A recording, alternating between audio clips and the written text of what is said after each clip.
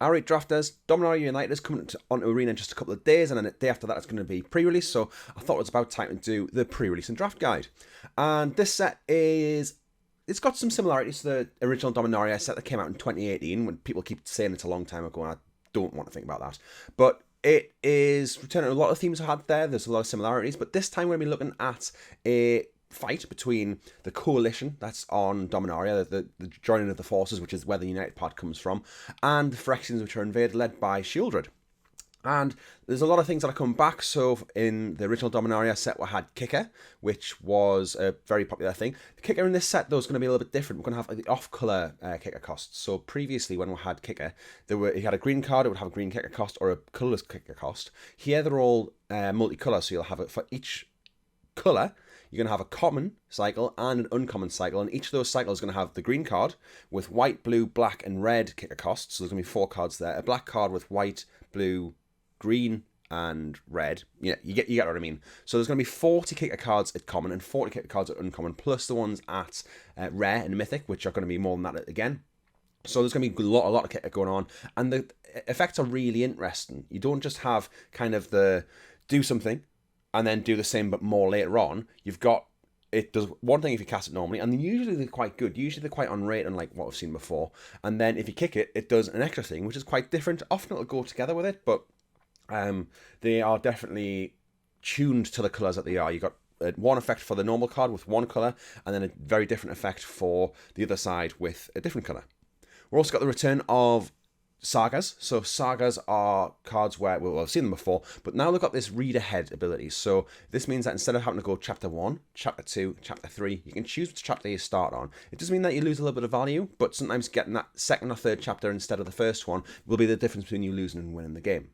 A new mechanic we've got coming is an enlist, and this is an attacking mechanic. So what it says is when you attack with a creature with an enlist, you can tap another target creature that isn't summoning 6, so it can't have just came in the battlefield that turn, and it's untapped. So you've got to tap an untapped creature, and it can't have just came in the battlefield that turn. And if you do, you add its power, not its power and toughness, just its power to the attacking creature.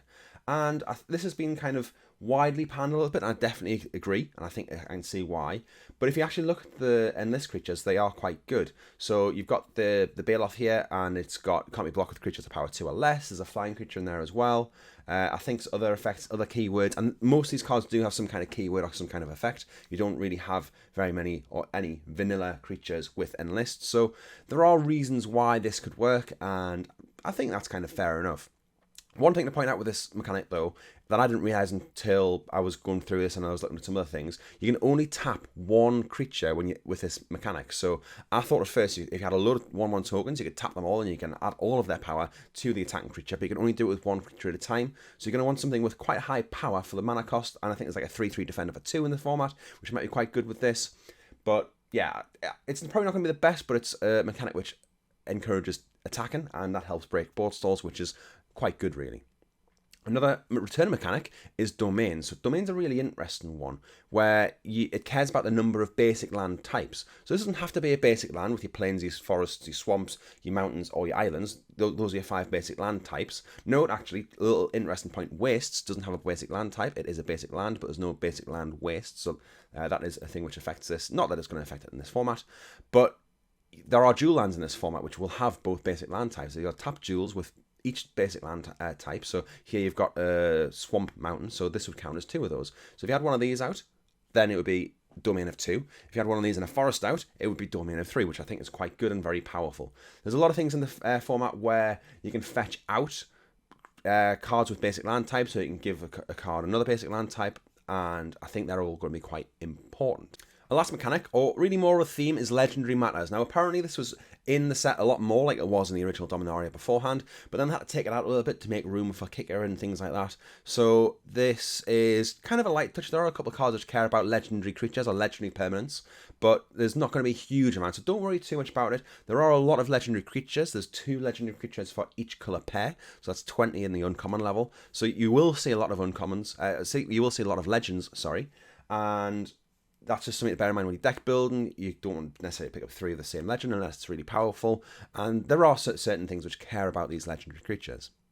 Finally, a new addition to Magic is something which is called a stun counter. And this is really a cleaning up of a previous mechanic. So previously you might have had a card which said, tap target creature, it doesn't untap during its controller's next untap step, which means that it kind of stays tapped for a turn. This is just a way of writing it in a way which makes a little bit more sense. It does change it a little bit. So what it is, if a creature's got a stun counter on and it would normally untap, you take a stun counter off it instead. This isn't just in the untap step. This is for anything. If you have a creature which you can tap to untap another creature, or a combat trick to untap it, it means it doesn't untap for those. So arguably slightly more powerful, and you can have multiple stun counters on a creature. So you can put 3 on. So that means it's tapped down to 3 turns, which is a lot of the time just going to be essentially a removal spell, because if the creature's tapped down for 3 turns, it's going to be as if it doesn't really exist. I'm now going to go through some archetype analysis, and I'm going to start looking at the monocolor. Now, you're very, very unlikely to build a monocolor deck in the format. However, they've said they're focused on giving each color a strong color identity, and this is going to allow, kind of illogically almost, but I can see where it's coming from, it's going to allow being able to splash into 3 or more colors a lot more easily, because, or at least a bit more easily, because if each color knows what it's doing, then the color pairs that come from them will always have a commonality. If you've got something strong and green, if you've got, as we've got here, a strong green ramp and domain archetype around it, then anything which has a green in its colour pair is going to care about this ramp. It's going to care about getting these lands out. So if you have a green-white deck and a green-blue deck, which both at least somewhat care about getting lands out, then a green-white-blue deck is going to be easier to build, which I kind of like. I'm also ranking these in order of what I think is going to be the power, and this is the least powerful colour in my mind so far. Now, I'm judging this off base card quality. I think a lot of the big creatures are fairly vanilla, or they have cost reduction effects which don't really reduce the cost by any significant amount that it's going to really matter. However, this could be the most powerful colour in that it gets cards out for domain. It'll allow you to build the 4-5 colour decks, which could be really powerful. But if just looking at, if you're building a deck of all green cards, I don't think it's going to be the best. It's got a couple of good removal spells, but outside of, it seems like maybe it's more of an enabler colour for the other colour pairs, but we'll have to wait and see. Next is red. Now, red is about aggression. It's about getting damage on it very quickly. We've got Lightning Strike, which is a really good card to come back. It's a common, which it should be. I don't think it should be an uncommon, but they could have put it uncommon and nobody really would have batted an eye. But it's a really good removal spell, or just a way to finish off the opponent. Now, I've got these big creatures which are easily going to attack, and a lot of the red strategies are kind of based around attacking and getting the damage in. Blue is where spells are going to really matter. And one card I want to talk about here is this Micromancer. So it's a 4-mana 3/3, which gets you out a spell with mana value 1, or, well, mana value 1 I think it is, not 1 or less. But the key thing to remember here is we've got Kicker in the format, so there's going to be more spells with mana value, or it's instants or sorceries, but more instants or sorceries with mana value 1, because then you can have a 3 mana Kicker cost on it, and you can get something quite good from it. But the blue decks are going to care about instants and sorceries and casting spells and all the good stuff that goes alongside with that. White's focused on going wide and getting a lot of tokens on the board. You can see how it works with red already, that you go wide and you go aggro and you can attack through. You might be able to sack them if you have some black effects. I'm coming on a black in a moment, but it's the very traditional white weenie, go wide, do that, all good kind of stuff that we're going to have. And finally, black is graveyard stuff. It's about killing stuff. There's some really, really efficient removal in black, even more than usual, I would say. And it's going to be a bit controlling, also a bit caring about the graveyard and getting a bit of value there. So again, it's going to be maybe a bit of a support colour, but I think the removal in this colour is going to be what makes it the most powerful colour, because it's really, really efficient. And I think it just seems to be a bit more tuned in than the other colours as to what it really wants to do. Anyway, if you've been watching this far, there is a code up on the screen for Arena. Thank you for watching. I am chasing that 1,000. I've got 160 subscribers left to go, so you could be one of those 160. And I'm hoping that this video is going to take me to the 1,000 point. I don't know many codes I'm going to get in the future. I might have to scrounge some off some friends, because I won't be doing pre-release this weekend, because I am getting married. Wahey. But there's a code here for now, and I can't even remember what it does now, but enjoy, and I hope you're enjoying the video. Like, subscribe, do the comments to let us know how you think the video is going, all that good stuff. But without any further ado, let's get into the 2-colour archetypes. In no particular order, we're going to start with red-green Gruul, and this is domain aggro. So you can already see the green domain, the red aggro coming through, and this is kind of how it's going to be working. We have Rada, which cares about domain, and you can give creatures more power based on the number of basic land types you control. We've also got Rulik Mons. Now, there's going to be some of these legends which have this 1 colour and 2 of another colour pair. So you got here red and then green. And there seems to be a bit of a cycle of these going on. But this is, it's kind of cares about going wide. You get the 1/1 creature tokens, but it's definitely an aggro card. We also have other cards in the red-green colours that care about domain and making things big. So you got Gaea's Might, which is quite a nice pump spell. It's often going to be 1 mana for +2/+2, but could be +3/+3 or +4/+4, because it's going to give you a creature +X/+X, where X is the number of land types you control.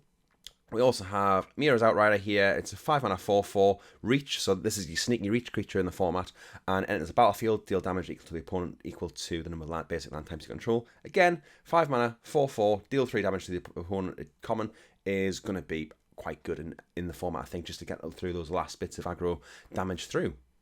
Black-white seems to have a bit of a drain gain going on. It's doing a few different things. You've got a bit of a sacrifice synergy going on with Aaron here, where you sacrifice a creature and you can put counters on things.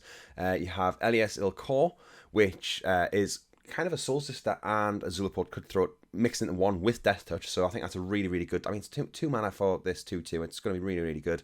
It's going to probably stall out games a little bit. It will end games as well as your creatures are dying. You can sacrifice them to other things as well, and then you have to make them die even more. So there's a lot of good stuff going on in this black-white deck. I think it looks really cool. We've got other things which care about getting your life. So you've got to Take Up the Shield, which is a really nice combat trick, which would go in pretty much any white deck, to be honest. But put a +1/+1 counter on target creature, gets lifelink and indestructible until end of turn.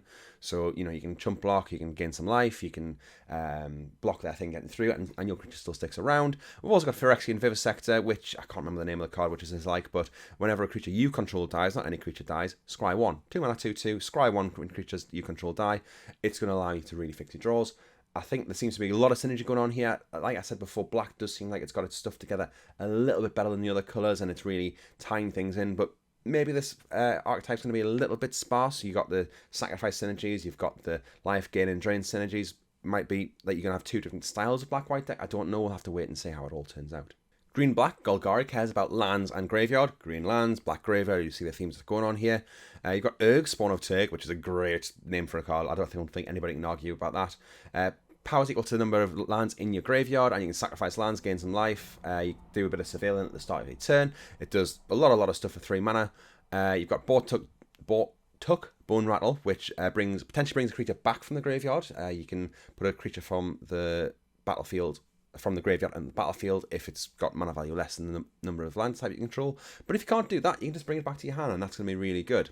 Other cards I've got in the format, so you have Urborg Repossession, which is the black-green kicker card at common, and just return stuff from your graveyard to the hand. If you kick it, you can reanimate it instead. You did get another target permanent as well, so you get some good value, but you don't need to kick it to get the value off this. And then we've also got Slimefoot Survey, which is one I wanted to point out. This is a big ramp card. It looks kind of inconsequential, but the key thing here is that you search your library for 2 land cards which have a basic land type. So you can get 2 of the dual lands with this, which means you can get 4 of your basic land types, and all you need is a black-red land and a blue-white land and forests, and then you're going to have your 5-color domain here. And this is going to be, I think, a key way to make the domain deck work. You're going to thin your deck out with it. You're going to take 2 cards out quite late game, 2 land cards out quite late game, and you also get to do a bit of organising the top of your library afterwards as well. So I think it's going to be a key card in the domain deck if you can get there. Maybe it's going to be too slow, but I really hope it's not going to be.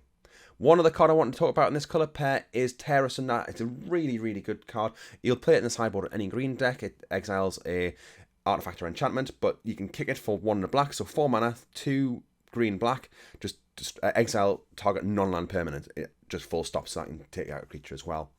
Take out something that's indestructible. I think there's a huge amount of indestructible in the format, but I think it's a really, really good instant speed removal spell, which could see some constructed play. Blue-green or Simic seems to be the key archetype, or one of the key archetypes for Domain. You've got both of the uncommon legends here, which care about lands in some way. So you've got Tatiova, which just cares about having 7 lands effectively. You got Nael, which cares about having the full domain. And it is a pretty sweet colour pair. I always like the Simic decks. I like the kind of tricksy draw, lands, ramp, do a bit of everything. You got some good ramp in Deathmoon Gardener. Yes, it's a 3 mana card, but 3 mana ramps creatures aren't usually the best, but it has one of any colour, and it's a pretty nice blocker in late game once you don't need a ramp anymore. And you got Giant Exploration, which does a very good growth spiral impression. It's 3 mana if you kick it, but you get to, instead of just drawing a card, then putting a land from your hand on the battlefield, you get a Scry 2, which is going to be key. Growth Spiral is a lot better at 2 mana, but I think this is a good comparison to make with Joint Exploration. Blue-red cares about spells, as it often does, but it's kind of more of an aggro spells. Blue for spells, red for aggro, but it does say it's going to be quite aggro spells. Both of the legends seem to be somewhat based around attacking. You've got Balmor, which gives everything +1/+0, and Trample when you cast instants or sorceries. You got Najal, which is just a quite a well-started creature, which will allow you to. I think it's going to be really good with some combat tricks with Najal, but it might also be good with Lightning Strike or Twin Inferno. So Twin Inferno is one of my favourite cards in the set. 1 on a red, instant speed, choose one, copy the next spell that you cast this turn, or give a creature double strike. 2 very different effects, which will work different in different decks, but it's a really good modal spell. Instant speed, double strike for 2 mana, as we've seen, can be really good, just ends a game out of nowhere. This is going to be one to watch out for when your opponent has 1 red left up. Red-white, as we've already alluded to, is go wide aggro, so you've got Bed here, creates 1/1s as long as you've got a creature with higher power than its base power, so this could be because you've enchanted it, could be because you've equipped it, could be just because you've used a combat trick in it, which increases its power that turn, so that's something to bear in mind. You've also got Tori Darvenant, I think that's how you say it, Fury Rider. Vigilance Trample gives attacking creatures +1/+1 when it attacks, and you get Trampler for red and white if they're, Vigilance if they're white. So I really like when you have these cards which care about the colours of the creatures that are attacking or the colours of the creatures that's affecting, and then give them different abilities based on whatever's going on. I think that's a cool effect. Other cards in the colours, we've got Charismatic Vanguard, 3 mana, 3/2, and you can play 5. Creatures in control get +1/+1 till the end of turn. You've got real threat of activation on this. You attack, your opponent knows that you can activate this at 5 mana. They don't block. In case of that, you don't have to activate. You can if you want, but you don't have to. And then you can just play your 5 mana spell afterwards. Job's a good one. Color Strike Team, which to me, this does a fairly good impression of Heroic Reinforcement. It's nowhere near as good. It's 5 mana when you kick it. So normally, just a 3 mana, 3/1, creatures you control have haste when it enters the battlefield. But if you kick it for 1 and a white, you get 2/1/1, so you can attack with an extra 5 power with haste. And that will end games sometimes. It'll just make the combat math way too difficult for the opponent. Black-red, or Rakdos, is sack attack, apparently. Maybe it's not the terminology I would go for, but it's all about kind of using the black stuff, sacrificing your creatures in the graveyard, the red stuff for attacking, having a bit of, aggressive in there, using those creatures once they can't attack anymore, being able to sacrifice them. You've got Garner, Bloodfist of Keld. Whenever another creature you control dies, draw a card if it was attacking. Otherwise, Garner deals 1 damage to each opponent. So you can block with. You get to a point with Garner where your opponent can't attack you. They might be 2 or 3 life. You can block with your creatures. Your creatures will die, and then it'll ping the opponent. But if you're attacking with your creatures, then you can at least draw cards and maybe draw your lightning strikes or something like that to really finish them off. And I think it's a really good, interesting mechanic. I think it's an interesting card, which is going to be a symmetry breaker at some point. You have Logomos, Hand of Hatred. At the beginning of combat on your turn, create a 2/1 elemental creature token with trample and haste. Sacrifice at the beginning of the next end step, and then tap, search your library for a card, put it in your hand, then shuffle. Activate only if 5 more creatures died this turn. Don't know how easy it's going to be to get that second ability off, but the first one's going to be pretty good. Creating a 2/1 every turn, it can attack. It's going to be difficult to block. We've seen that with the original Ragavan token in Ixalan, not in Ixalan, in Kaladesh. Other cards, we've got Sengu Connoisseur. It's an uncommon 5 mana 3/3 flyer, which is alright by itself. It's probably a bad common at that. But whenever another creature dies, this isn't just a creature you control, it's any creature. You can put a +1/+1 counter on it. It does only trigger once each turn, but if you have an instant speed removal spell, you instant speed remove their creature, and your creature will get a bonus, which is great. Also got Hurler Cyclops. This is going to be a really, really good card to finish off games in this archetype. 1, sacrifice another creature, deals 1 damage to any target. So you have a board full of creatures, pay 1, sacrifice, deal 1 damage to your opponent, pay 1, sacrifice something else, deal 1 to your opponent, and they're just going to be dead. This will end games, and this is a really, really good card. We've seen similar effects before, and this is really, really going to do it. Blue-black is apparently a bit of a control archetype, and I don't think control archetypes always work out particularly well, so it might be a little bit light, but I think there are some really good cards which will help you do this, and some really good removal. You've got some good card advantage in the uncommons. They definitely do their thing. You've got Rona. Whenever you cast an instant or sorcery spell, each opponent loses 1 life. Blue's going to have instant sorceries. You're going to be draining them when you cast these instant sorceries. Might be really good in Grixis, where you can put a bit of a few lightning strikes and things in there as well. And you may cast it from your graveyard by discarding 2 cards in addition to its other costs. So you can sandbag your lands a little bit, already got enough lands to cast all your things. You sandbag them, you can discard 2, you can cast this again. It's going to be fine. That's a nice effect to have on there as well. And you know, it's going to get there from time to time. You got Fauchard, tap, draw a card, and discard a card. If you discard an instant sorcery this way, each opponent loses a life and you gain a life. Fine, yeah, a bit of looting. You don't really want to discard your instant sorceries usually, but sometimes you might want to. 2, sacrifice it. You may cast instant sorcery card from your graveyard this turn. If a spell was put in, if that spell is put in the graveyard, exile it instead. Activate only as a sorcery. So you can do this, and you can, whatever you loot away, you can then cast later on, which is quite good.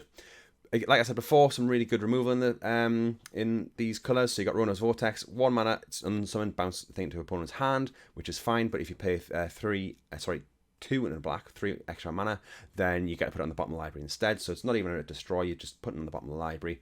And as long as it's not late in the game, it's probably just going to be essentially an exile spell here. We've also got Extinguish the Light, 4 mana, instant speed, destroy target creature or planeswalker, already quite good. If it was mana value 3 or less, you gain 3 lives. So if you're playing against a really aggressive deck, which you kind of feel bad using this premium removal spell on a small creature, you're at least going to get a bit of life, and it might help you survive till the late game and do what the control does against those decks. Green-white, go wide, bit of domain going on, and you know, it kind of does what it says on a tin. You've got Queen Alanal, again, I think that's how you pronounce it.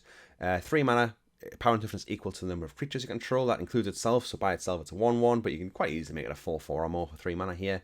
And especially with the ability, if one or more creature tokens would be created under your control, those tokens plus an extra 1/1 white soldier are created instead. So you just get an extra token whenever you create more tokens. And if there's a card we'll look at in a little bit where it's a 1/1 and it creates a 1/1 when it comes in, at instant speed, and you can also just get an extra 1/1 off this. So that's going to be quite good in a really, really go wide deck. You got Zar Ojanen domain.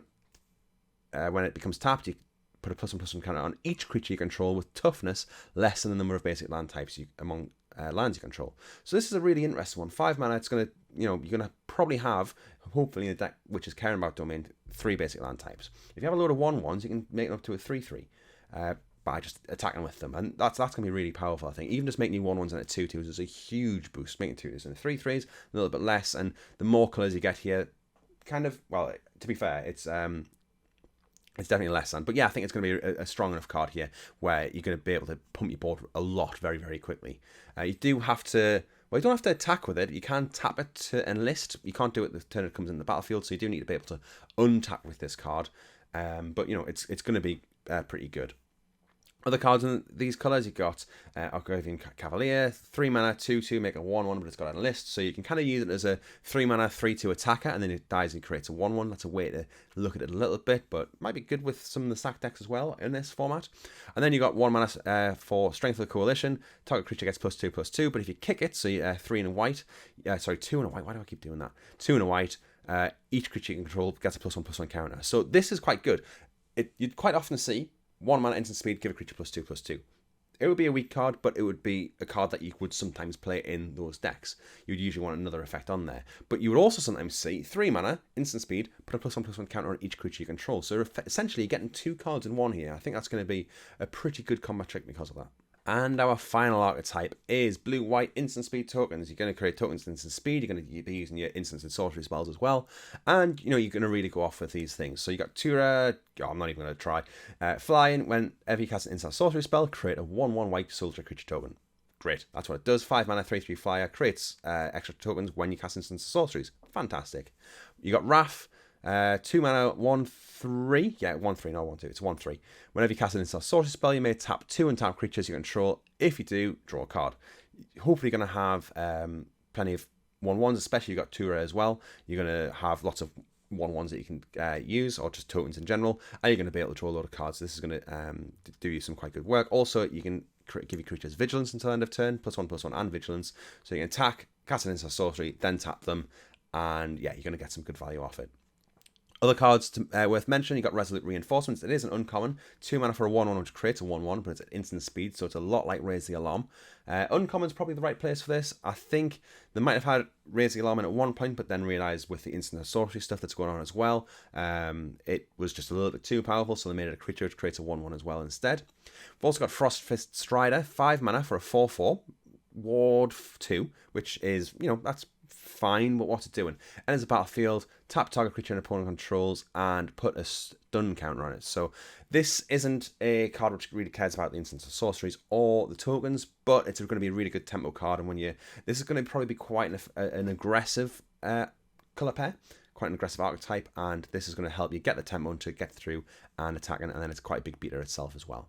So seeing the archetypes, what I've got in the way of colour fixing, well, there's quite a bit. We've already talked about the dual lands, which have the basic land types on them. That's going to be quite good. We've got a few not as good things that we can talk about as well. Meteorite's really good to see come back. It's a cool card. Usually you don't want your 5 mana card to be a ramp card. It's like an expensive shock, and then it's a ramp card. But hopefully this is going to be the format it works in. And if this is a format where Meteorite works in, I'm going to be a happy, happy boy. We've also got Salvage Mana Worker here. Another card which I think, if it's going to be good, I'm happy. I want it to be a format where this is good. 1 mana, add 1 mana of any colour to activate only once each turn. It's a 1/3. It blocks relatively well. It's just a colour filterer. It's not going to ramp you at all, but it does help you fix your mana a little bit as well. You've got Relic of Legends. It's essentially a manalith, 3 mana, tap to add a mana of any colour, but if you have a few legendary creatures, you can really go off with it, I think. I don't think that's going to be particularly easy to do in Limited, but you never know, it might. And then we've also talked about the green stuff we had, because we've got plenty of green ramp and green colour fixing going on as well. Because of all this, I think we will see, and this is kind of what they're aiming for. They said they were aiming for this in Streets of New Capenna as well, but it didn't quite turn out. But I do think it will be like a 2.5 colour format. You will get your 4 colour decks. You might even get your 5 colour decks. 2 colour decks, I think, will be pure 2 colour decks. I think it'll be a rarity. When they work, they'll be fine, I'm sure. But I think you're going to be 2 colour splashing at least 1 other colour. Maybe for a kicker cost, maybe for a cool legend or a cool uncommon. I don't know. But I think that's the way that a lot of these things are going to go. With the kicker cards as well, it's worth to mention, the main colour of the card is the important bit, and then your splash should be the kicker cost. You don't want to be the other way around, because you want to be able to cast the front half of it, as it were, if you can't kick it. And that's kind of the way you're going to want it. Yes, you can do it the other way if it's a particularly powerful card, but ideally you want the main colour that you're playing to be the main colour of the card, and then the kicker cost to be a splash. Counter spells, we've got quite a few here. No 1 mana ones, we've got plenty of 2 mana ones. We've got both Essence Scanner and Negate. Very rare to see them both in the same format. The cancel variation is Archetype Scorn, so 1 blue, counter target spell, but it costs blue less if opponents cast 2 or more spells this turn. It will be relevant sometimes. Sometimes it'll just be 1 blue counter target spell, and that's going to be quite cool. We've got a couple of rare creatures which have counter spells attached to them. These are worth mentioning, but they are, I suppose Archetype does have flash as well, so that's going to be something that you're going to want to look out for. Then we've got Protect the Negotiators, which is a blue-white kicker card, and it's a little bit like a mana leak. You have the mana leak kind of effect. Counter target spell, unless it's controller plays 1 for each creature you control, but you can kick it to create a 1/1, so you get the creature. It goes really well with the instant speed tokens deck. But yeah, I don't know how well he's going to be played. There are a lot of counters, and that's something to be aware of. I think usually you'll get like a couple of counters, 2 or 3. Usually one of them will be quite bad, but none of these seem bad, and there's some quite good ones in here as well. Single mana instant speed tricks. We've got 1 at black, 3 green here. We've also got some red and blue ones coming up as well. Nothing at white. I like to look at these because if you're in the early turns on Arena and you can see the opponent, it's freezing, you kind of know what it's going to be. So if you've got a single black mana and there's a creature out because it won't freeze unless it got this, it's going to be cut down. You know it's going to be cut down because there's only 1 card with that costs a single black mana. Destroy target creature with total power and toughness 5 or less, which is really cool. That not often you see things to care about power and toughness together, so you can take it down to 2/3, you can take it down to 3/2, but you can't take down a 3/3 with this. And I think that's really interesting for 1 mana instant speed. You've got 3 different things. At green, we've already seen them, generally combat tricks, but you got the fight spell in there as well. These are all things to look out for. With red, you've got Flowstone Infusions, so target creature +2, -2 until end of turn, so you can shrink your stuff, you can pump their stuff. It's going to be one of these interesting cards which will work sometimes. Maybe people will bring it out the side if you've got a lot of low toughness things. I can see that working. 1 mana, it's fine. And then blue has 3 different cards here. So you've got Rona's Vortex, which we've already looked at, Shore Up, and Timely Interference. Now these cards are all cards as well we can fetch up with the Micromancer that we saw earlier. These are all 1 mana instant sorcery spells, so there's another reason to look out for these in this format. And finally, there's only one thing left to do, and that is to look at the Boogeyman on the format. Now, nothing really seems massively powerful here, and I think that's quite good. There's no going to be real groan tests, but I think one card which does seem really, really powerful is Serra Paragon. 4 mana, 3/4 flyer.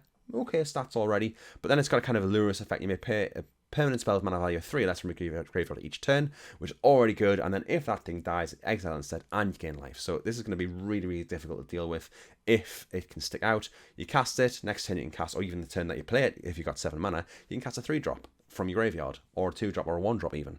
And, you know, I think that's going to be a lot of card advantage. It's still a decent beat there. White's going to be quite aggressive in the format, and you're going to have a lot of 2 and 3 mana value creatures in your graveyard that you're going to kind of want to recast. So that's going to be really, really good. Trade off early, and then you can bring them back later. Amazing. I think it's going to be the most powerful card in the set. Anyway, if you've been watching this far, thank you very much for watching. It is really, really appreciated. Thanks for watching all the way through. Listen to my voice for, probably about half an hour or something. I hope you have subscribed to the channel. Thank you if you have. And I'll be on the streamer event on Tuesday night, maybe a little bit Wednesday morning as well. I'll be doing some streamer event. That's UK time. And yeah, hopefully see you then. Catch you around. Bye.